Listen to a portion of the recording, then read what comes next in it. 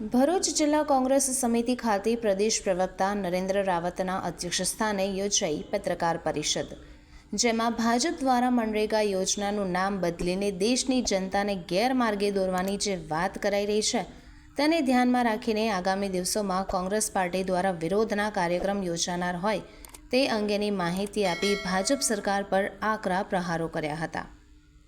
કેન્દ્રની ભાજપ સરકાર દ્વારા મનરેગાને ધીમે ધીમે કમજોર બનાવવાની નીતિ સામે ગુજરાત પ્રદેશ કોંગ્રેસ દ્વારા રાજ્યભરમાં મનરેગા બચાવો આંદોલન શરૂ કરવાની જાહેરાત કરવામાં આવી છે. આ આંદોલન પંચાયત, બ્લોક, જિલ્લા અને રાજ્ય સ્તરે વ્યાપક રીતે ચલાવવામાં આવશે. કોંગ્રેસના પ્રદેશ પ્રવક્તા નરેન્દ્ર રાવતે જણાવ્યું કે છેલ્લા કેટલાય વર્ષોથી ભાજપ સરકાર દ્વારા બજેટમાં કાપ, ચૂકવણીમાં વિલંબ, કામના દિવસો ઘટાડીને મનરેગાને નિષ્ક્રિય બનાવવાનો પ્રયાસ કરવામાં આવી રહ્યો છે. અનેક આક્ષેપો તેમના દ્વારા કરવામાં આવ્યા હતા. સાથે જ મનરેગા બચાવો આંદોલન માત્ર દિલ્હીમાં જ નહીં પરંતુ ગુજરાત સહિત સમગ્ર દેશમાં જમીન સ્તર પર ચલાવવાની જાહેરાત પણ કરાઈ હતી. વિશ્વની સૌથી મોટી રોજગાર આપતી યોજના એટલે કે મનરેગા યોજના છેલ્લા 20 વર્ષથી ભારતમાં છે.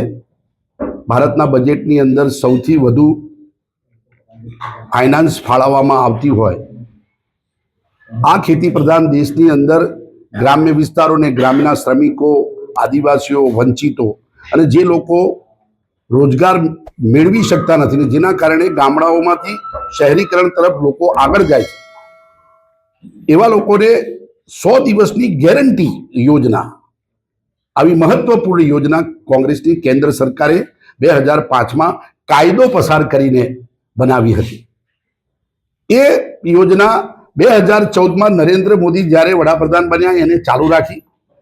11 વર્ષ સુધી એ મનરેગા યોજના ચાલુ રહી અને એ બજેટ ફાળવણીમાં પણ ભારતીય જનતા પાર્ટીની સરકારે કોંગ્રેસ સરકારનું અનુસરી આ ચાલુ રાખ્યું.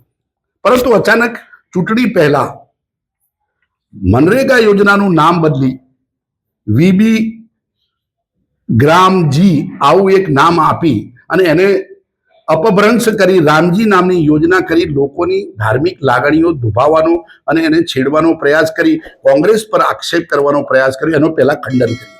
સૌથી પહેલા આ યોજનાનું મહાત્મા ગાંધીજી જે વિશ્વ પિતા, આપણા પિતાના નામે હતું એ નામ બદલ્યું. એનું કોંગ્રેસ પક્ષે સખ્ત વિરોધ કર્યો છે કે આ પૂજ્ય મહાત્મા ગાંધીજીનું અપમાન છે, આ દેશનું અપમાન છે. એક તરફ દંભી વિચારધારા સાથે ગાંધીજી માટે સૌથી પહેલા વાત કરતી ભારતીય જનતા પાર્ટી, બીજી તરફ આ પ્રકારે પૂજ્ય મહાત્મા ગાંધીનું નામ જે મનરેગામાંથી નીકાળ્યું છે એ બાબતનો કોંગ્રેસ પક્ષે સખ્ત વિરોધ કર્યો છે અને શરમજનક ગણાવ્યું. હવે મનરેગાની બાબતમાં કેન્દ્ર સરકારે જે સુધારા કર્યા, અમે એને કાયદો બનાવ્યો અને અધિકાર આપેલો, એમ્પ્લોયમેન્ટ ગેરંટી સ્કીમ આપેલી, એની સામે વધારે દિવસના નામે એ કાયદાને નબળો કર્યો, પંચાયતી રાજને ખતમ કરવાનો પ્રયાસ કર્યો. નીચલા લેવલથી લોકો જોડાઈને જે પ્રકારે આ યોજનાની અંદર કામ કરતા હતા એની સામે સરકારીકરણ કરી એના ઉપર કંટ્રોલ કરવાનો જે પ્રયાસ કર્યો છે એનો અમારો સખ્ત વિરોધ છે. આ કાયદો રહેવો જોઈએ, એ અધિકાર રહેવો જોઈએ, એની અમારી માગણી છે. અને આ બાબતે કેન્દ્રમાં ઓલ ઇન્ડિયા કોંગ્રેસ સમિતિ દ્વારા સમગ્ર દેશની અંદર મનરેગાની બાબતમાં આંદોલન થશે. અત્યારે સમગ્ર ગુજરાતની અંદર પ્રેસ કોન્ફરન્સ આવતીકાલથી તાલુકા કક્ષાએ, જિલ્લા કક્ષાએ, શહેરી કક્ષાએ, ગ્રામ્ય સ્તરે, તમામ સ્તરે મનરેગા યોજનાને નબળી પાડવાનો જે પ્રયાસ કર્યો અને સમાજના છેવાડાના માણસને અન્યાય કરવાની જે વાત થઈ છે એ લોકો સુધી પહોંચાડવા માટે કોંગ્રેસ પક્ષ આજથી આંદોલનની શરૂઆત કરે છે. અને એ શરૂઆતના ભાગરૂપે આજે અમે ભરૂચ જિલ્લા કોંગ્રેસ સમિતિ, અમારા પ્રમુખશ્રી, શહેર પ્રમુખશ્રી, અમારા પ્રવક્તાઓ સાથે અમે અહીંયા પ્રેસ કોન્ફરન્સ કરી આંદોલનની અમે શરૂઆત કરી. કોંગ્રેસે વીબીનો અર્થ એક દર્શાવ્યો છે, વિકસિત ભારત નહીં પણ વિનાશ ભારત છે. શું કહેશો? આપ જાણો છો કે આ પ્રકારના કોમ્પ્લિકેટેડ નામો લખવા, વિકસિત ભારતની વાત હોય તો આ સ્કીમમાં ખોટું શું હતું?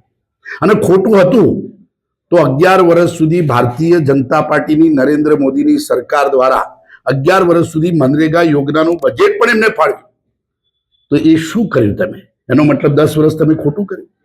વાસ્તવિકતા એ છે કે નામ બદલી, થોડા ફેરફારો કરી, યોજનાઓ કોંગ્રેસની જે દેશને મજબૂત કરતી, છેવાડાના માણસને રોજગાર કે આ પ્રકારની શિક્ષણની કોઈ પણ નીતિમાં મજબૂત કરતી યોજનાઓના નામ બદલી લોકો સમક્ષ ભ્રામિક અને ચર્ચામાં લાવી કોંગ્રેસની બદનામ કરવાનો જે પ્રયાસ કરવામાં આવે છે એનો મારો સખ્ત વિરોધ છે. મનરેગા કૌભાંડમાં ભાજપ કોંગ્રેસના નેતાઓના બી નામો ખુલ્યા છે, અધિકારીઓના બી નામો ખુલ્યા છે. આ બાબતે કોંગ્રેસનું શું છે? મનરેગા કૌભાંડ નહીં, કોઈ પણ કૌભાંડ હોય, કોંગ્રેસ પક્ષ સ્પષ્ટ છે. જે પણ સામેલ હોય એને સજા કરો.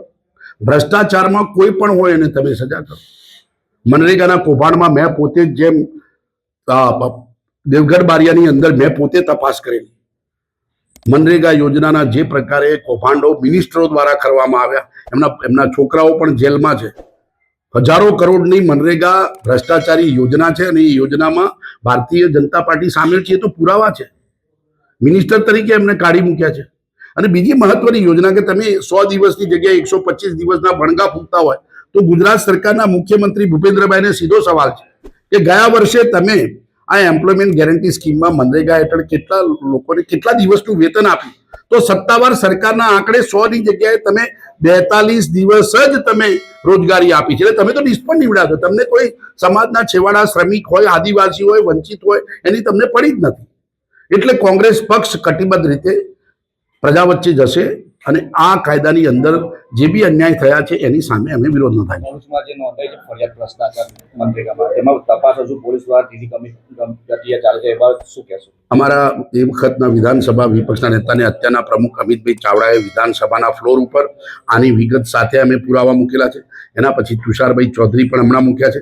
આ બાબતની તપાસ કમિટી થયા પછી અમે તમામ પુરાવાઓ ભેગા કરીને અમે મૂકેલા છે અને એના એફિડેવિટ પણ મૂકેલા છે અને અત્યારે કોર્ટમાં ચાલે છે. તો એ પ્રકારે જે કાયદાકીય પ્રક્રિયાઓ ઝડપી થાય અને એ લોકોને સજા મળે એ પ્રકારે અમે લડત આપી રહ્યા છીએ. ભાજપનો તો આક્ષેપ એ છે કે તમને ફક્ત રામજી જે નામ આવ્યું છે એનો વિરોધ છે, બીજું કંઈ નથી. અમારે રામજી નામ આપવું હોત તો 2005માં જ આપી દીધું હોત. અમે ધાર્મિક લાગણીઓ સાથે ડૂબાવવા માંગતા જ નથી. આ પ્રકારની નીતિ જ નથી. જે કાયદો 20 વર્ષથી આ દેશની અંદર વિશ્વમાં વખણાયો હોય, વિશ્વના અર્થશાસ્ત્રી, યુનાઇટેડ નેશન્સ કે આ પ્રકારની સ્કીમ બનાવનાર મહાન માણસો હોઈ શકે, એ કોંગ્રેસ પક્ષ કામ કરી શકે. એમાં રામજીનું નામ જોડે, રામનું નામ જ નથી.